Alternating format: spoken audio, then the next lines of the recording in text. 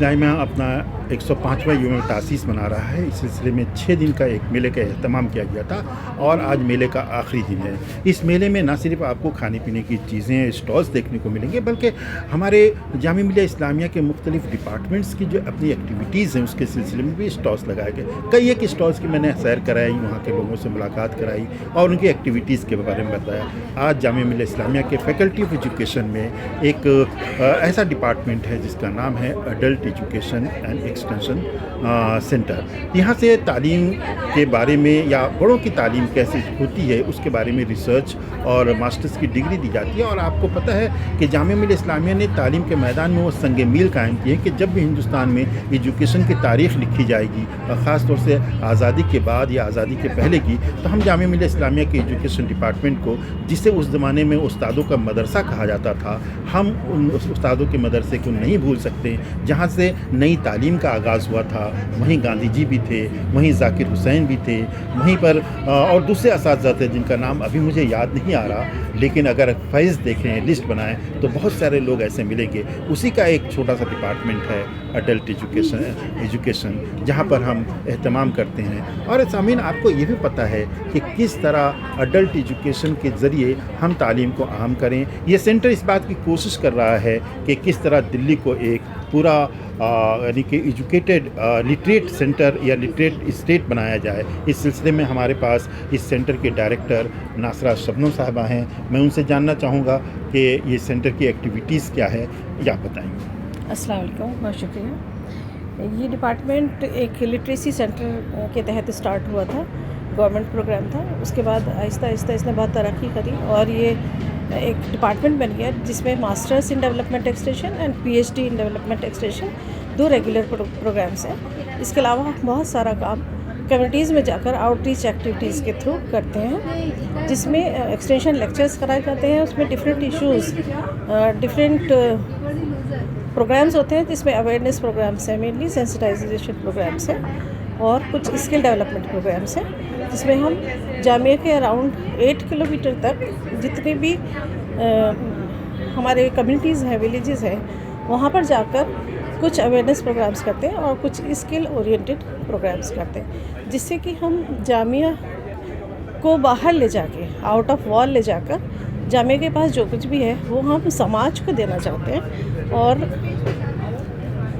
हम इससे जामिया के अराउंड जितनी कम्युनिटीज़ हैं उनको एक लिंक मिल जाता है, एक प्लेटफॉर्म मिल जाता है जामिया तक आने तक।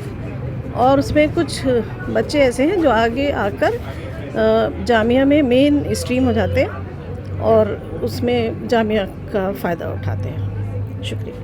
बहुत बहुत शुक्रिया आपका कि आपने बहुत तफसील से अपने सेंटर के एक्टिविटीज़ के बारे में बताया। और नाज़रीन, आपको बता दूं कि जामिया मिलिया इस्लामिया हुकूमत के कदम के साथ मिला करके कदम आगे बढ़ा रही है एजुकेशन के क्षेत्र में। और जैसा कि भारत सरकार की ये कोशिश है कि पूरे हिंदुस्तान को लिटरेट बनाया जाए और लिटरेसी का रेट बढ़ाया जाए, तो आइए इस सिलसिले में हम और बात करते हैं इसी सेंटर की फॉर्मर डायरेक्टर। जी मैडम, नाम क्या आपका? मेरा नाम प्रोफेसर शिखा कपूर है। जी शिखा साहब, आप बताइए कि आप भी इसकी हेड रह चुकी हैं। किस किस तरह की एक्टिविटीज़ आपके ज़माने में हुई और किस तरह आप अपने गोल को अचीव करना चाहती हैं? जी, तो थोड़ा सा मैं इसकी शुरुआत बता दूं।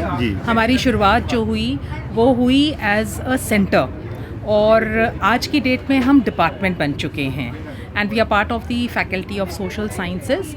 और जब इस सेंटर की शुरुआत हुई तो उसके पीछे सोच ये थी कि कोठारी कमीशन की जो रिपोर्ट है उसको लागू किया जाए, और भारत सरकार ने दिल्ली की पूरे भारत में अलग अलग सेंट्रल यूनिवर्सिटीज़ में ये सेंटर्स खोले ताकि एडल्ट एजुकेशन का प्रोग्राम सेंटर बेस्ड अप्रोच के तहत वहाँ पर चलाया जा सके। और 83-84 में जब हमारा सेंटर आया, परहैप्स ये सबसे पहला सेंटर था जामिया का, और ये पहला ही सेंटर था जो डिपार्टमेंट भी बन गया क्योंकि हमने टीचिंग प्रोग्राम इंट्रोड्यूस किया। तो उस समय लगभग हमारे 100 से ज़्यादा एडल्ट एजुकेशन के सेंटर चलते थे सेंटर बेस्ड अप्रोच के तहत। और over a period of time हमने एडल्ट एजुकेशन, क्योंकि दिल्ली हमारी साक्षर हो गई थी, उसको हमने चेंज किया पोस्ट लिटरेसी प्रोग्राम में, कंटिन्यूइंग एजुकेशन के प्रोग्राम में, और बहुत सारे प्रोग्राम्स चलाए जिसमें हमारा वायरमैन कोर्स है, इन्वर्टर मेकिंग है, मोबाइल रिपेयर है, और कंप्यूटर कोर्स है, स्पोकन इंग्लिश है, कम्युनिकेटिव इंग्लिश है, mathematics for parents, arithmetic for parents. तो बड़े मुख्तलिफ हमने कार्यक्रम चलाए। और हमारी अपनी यूनिवर्सिटी एडमिनिस्ट्रेशन के लिए हमने ऑफिस मैनेजमेंट के बहुत सारे कोर्सेज चलाए, जो हमने भारत सरकार का जो ट्रेनिंग एंड मैनेजमेंट यूनिट है उसके साथ मिलकर कोलैबोरेट करके इसको चलाया। जहाँ तक बात रही कि जब मेरा दौर रहा एज अ हेड, तो मैंने इंस्टीट्यूशनलाइज किया कि हम लोग सारे के सारे all faculty members we will go and deliver community extension lectures, और हमने वो कराए। और हम, क्योंकि वो कोविड का दौर था, तो बहुत सारे प्रोग्राम्स हमारे ऑनलाइन चले, जिसमें हमारे स्टूडेंट्स ने एकदम पूरी तरीके से शिरकत की। नाजरीन, आपने देखा कि किस तरह पूरी तफसील से इन्होंने बात बताई कि एजुकेशन के मानी सिर्फ ये नहीं होते कि, या लिटरेट होने के मानी ये नहीं होते कि आप लिखना पढ़ना सीखते, बल्कि आपके अंदर स्किल डेवलपमेंट भी आना चाहिए। और स्किल डेवलपमेंट और लिटरेट होने के लिए अगर आप जामिया के आसपास रहते हैं, जामिया के आसपास किसी लोकेलिटी में रहते हैं, तो आप जामिया मिल्लत इस्लामिया के इस सेंटर से रब्ता कायम करें और ख़ुद भी लिटरेट हों और दूसरों को भी लिटरेट करने की कोशिश करें, ताकि हमारा ये दिल्ली जो रियासत है, जो सूबा है, वो लिटरेट बने और पूरा हिंदुस्तान लिटरेट बने। बहुत बहुत शुक्रिया। बहुत शुक्रिया सर।